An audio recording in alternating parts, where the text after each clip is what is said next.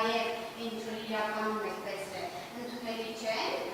եւ հարցեր են վերցածում, ապա դատարանը միանշանակ մենք միջնորդում ենք, որ նման պայմաններում դուք պետք է դիմեք սահմանադրական դատարան եւ սրա լուծումը ստանաք։ Եթե սրա լուծումը դուք չստացաք, ստացվում է, որ ընդհանրապես չեզոքացվում է ինստիտուտը, վերացվում է ինստիտուտը ընդհանրապես պատգամավորի անձնարարության։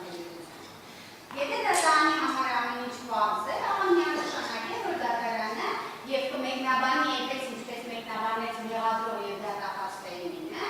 ապա միանշանակ է, որ դատարանը քրեական մետաղներում պետք է դատարեցնի, որովհետեւ արդեն իրավական հիմնավորումները մենք ներկայացրել ենք, որ քրեական դատավարության օրենսդրությամբ հնարավորություն չի տրվում շարունակել պրոցեսը այն պայմաններում, երբ հաղթահարված չի պատգամավորի անձնարարությունը։ Չմոռանանք պարոն Գևորգյանի պայմաններում դուք նաև պետք է պատասխանեք այն հարցին, թե ԵԽԽՎ-ից ինչու համաձայնություն չպիտի ստանաք։ Այստեղ արդեն շատ միանշանակ է, որ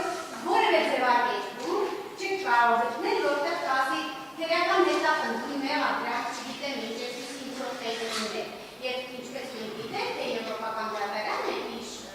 տերմինոլոգիայի, օրինակ մեղադրանքը այլ կերպ էին կալում, քան օրինակ մեր քրեական դատավարության օրենսդրության մեջ է ընդհանրապես մեղադրանք համարվում է, որ ցանկացած նույնիսկ հաստատում, նույնիսկ գործողություն, որը կարող է հնարավոր կասկած լինել մարդու գործողությունների նման, դա ստացվում է մեղադրանք։